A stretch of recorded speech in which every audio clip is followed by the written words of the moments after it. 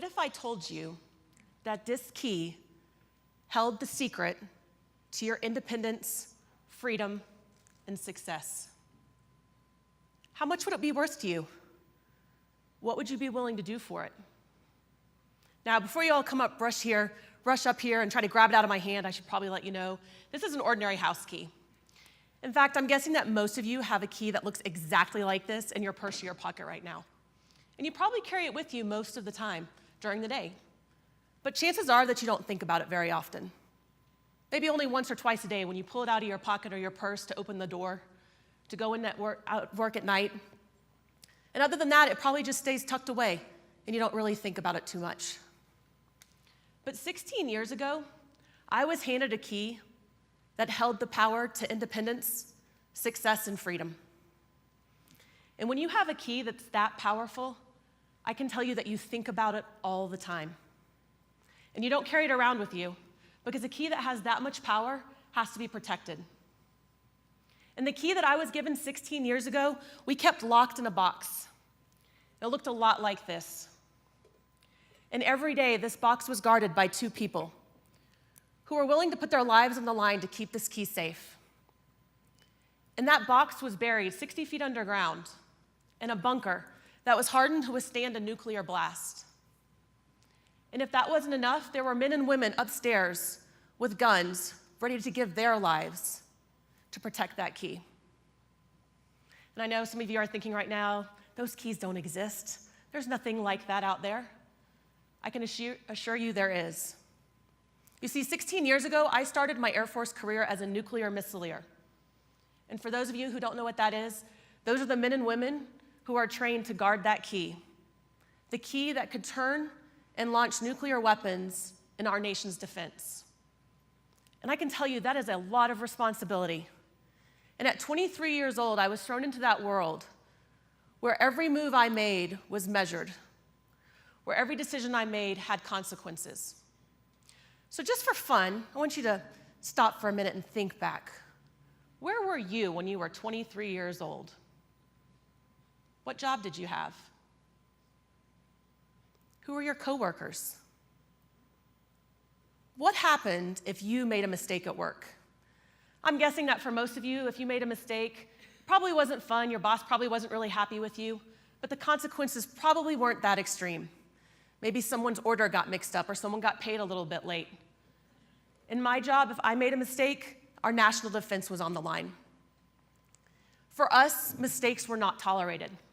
Perfection was always required. That's a lot of pressure. And they trained us really well. So I know you're thinking back to when you were 23 and you're thinking, whew, I would not want to have that responsibility. Well, I can assure you, they gave us training over and over again. We had checklists for everything that we did.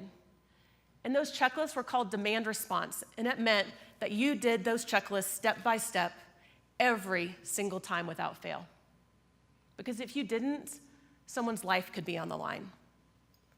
If I made a mistake at my job when I was 23 years old, I was going to get fired. And it probably wasn't me getting fired. My boss was probably going to get fired. And my boss's boss might get fired.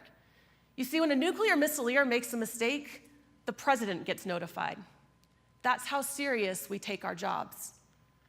There's only one right way to do things. When you're dealing with nuclear weapons, that makes a lot of sense. You don't want 23-year-olds at 3 a.m. getting crazy ideas.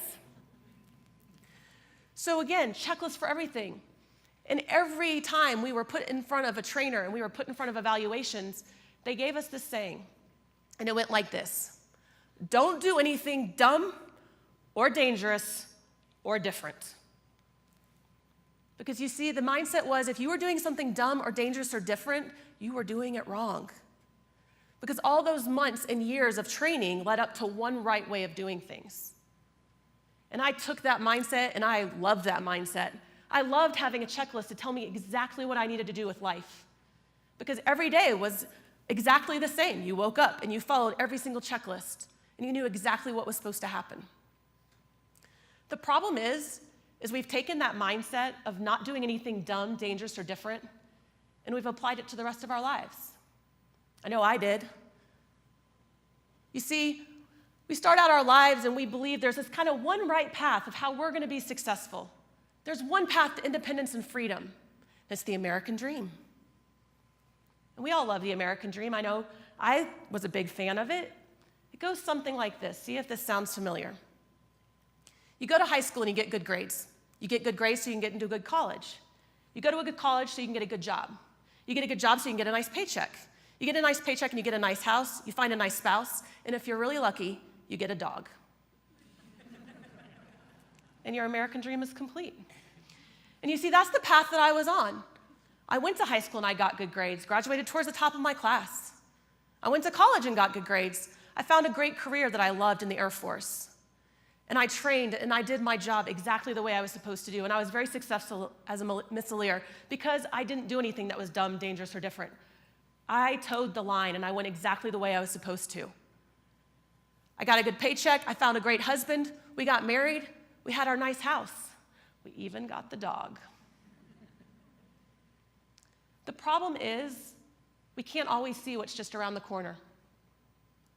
And when we live our lives believing that there's one right way and that we can't veer from that path or do anything that's dumb or dangerous or different, when things don't go the way we plan, it can be really hard.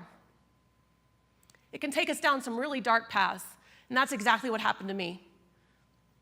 You see, I was living my American dream. I had my good job. I had my husband, had my dog. We were living the perfect life until we weren't. And my marriage ended. And in the midst of that, I worried about my family because in my family, we don't do divorce. My parents were married for 56 years when my dad passed away. And it was important to me to not fail in marriage because I'm not a quitter. And if you just work hard enough, you can make things work. That's what I always believed. And so when I hit that bottom, when the marriage was falling apart and my faith was faltering because I couldn't see another way, I hit rock bottom. And hopefully none of you have experienced that. But I can tell you, rock bottom for me was a really scary place. Because when you're at the bottom and you believe there's only one right way to do things, and that one right way didn't work, you have no other options. And that no other options took me to an incredibly dark place. It took me to a loaded gun at 2 a.m. with the belief that that was my only way out. With the belief that taking my life was the best choice I had because the one right way hadn't worked. And I was really lucky. I had a couple really good friends. And I made the conscious choice to send a note, and they responded immediately. And with a lot of help of those friends and my support network, I was able to turn things around. And through a lot of counseling, I realized that there were other options for me, that it didn't have to be that one right way. That worrying about being dumb, dangerous, and different was okay. So I want to ask you guys an important question right now. And I want you to really stop and think about it. If you could do anything in your life and you knew you couldn't fail, what would you do?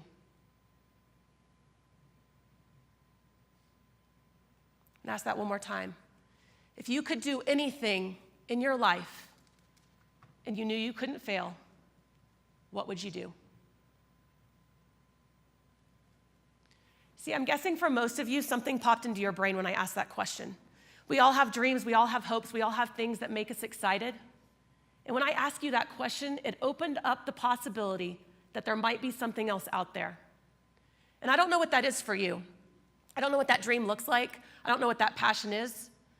But I do know if you're like most people, that as soon as that answer popped into your head, you heard another little voice. And that little voice said, that idea is dumb. Don't do that. That's too different. Don't take that chance. That's dangerous. Because you see, we let those little voices in our head tell us that those big ideas that we have, that those things that we're passionate about, that those exciting dreams that we want to pursue are outside of our reach. And it's because we've taken that missile mentality that there's this only one right way to do things, and we've formed our lives in that direction. When I was going through my crash, I had to really analyze what was important to me. I was able to really take a step back and think about who I was, who I wanted to be, what I valued in life, and why. And that really opened up my eyes to a lot of new opportunities. But I can tell you, as I was making some changes and kind of changing my entire life, I had a lot of people that looked at me and thought I had lost my mind. You see, one of the choices that I made when I was going through all of my separation and really starting my life over again was deciding to downsize. And I don't just mean downsizing into like a cute one-bedroom apartment or a studio. No, I mean downsizing into a tiny house. For those of you who aren't familiar with those are like little tiny cabins on wheels. My entire house is 234 square feet. I'm guessing if you go home and measure, that's probably smaller than your master bathroom or your master closet. And my entire world was going into that space. And I have to say that when I first found out about tiny houses, this was back before HGTV had made them cool,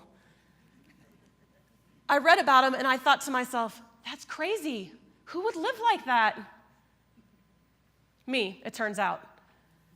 Through a lot of examination and kind of going through what was important to me, I realized that a tiny house gave me a lot of flexibility and freedom that I was really craving.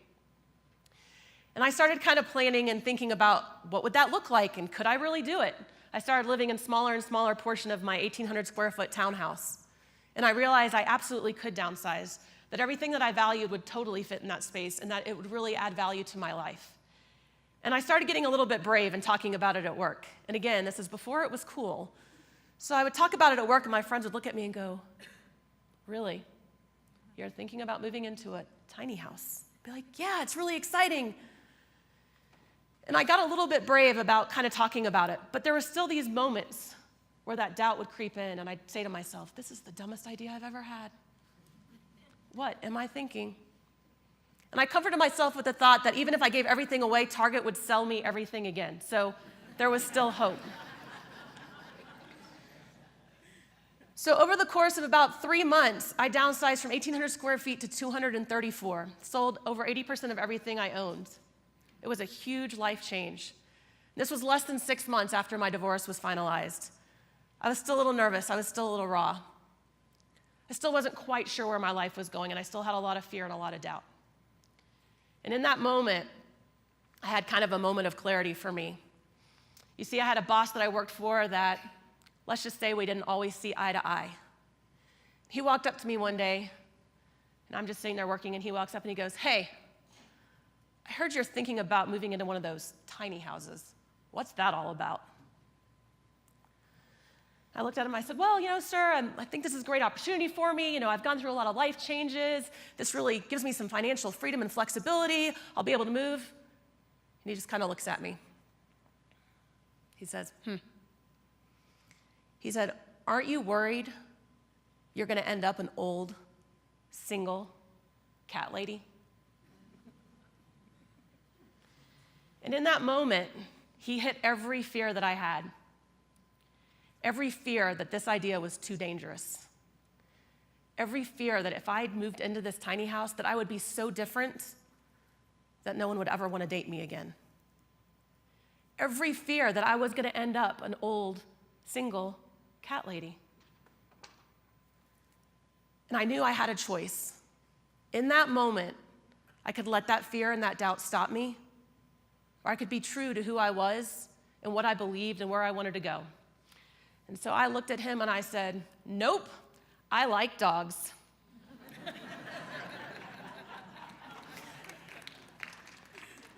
And as you can imagine, that kind of ended that conversation. He walked off. I don't remember what happened after that, but I remember in that moment that I had challenged myself to be dumb, dangerous, and different, and that I knew that it was the right choice.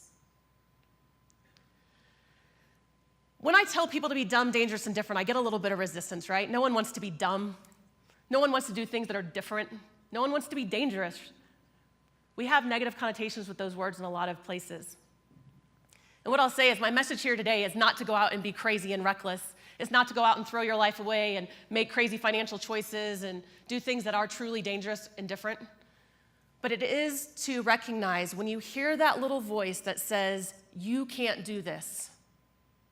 You're not smart enough. You're not good enough. You're not talented enough. No one will ever fill in the blank. that you have the courage to push back just a little bit and say, yeah, this idea is a little bit different. Yeah, it feels a little bit dangerous. I'm stretching myself. Yeah, some people are going to think this is really dumb. Be confident in that. Be courageous in that. Because here's the thing. We never know what's just around the corner. But what I know is true is that each of you has a key exactly like this, a key to your independence and success and freedom.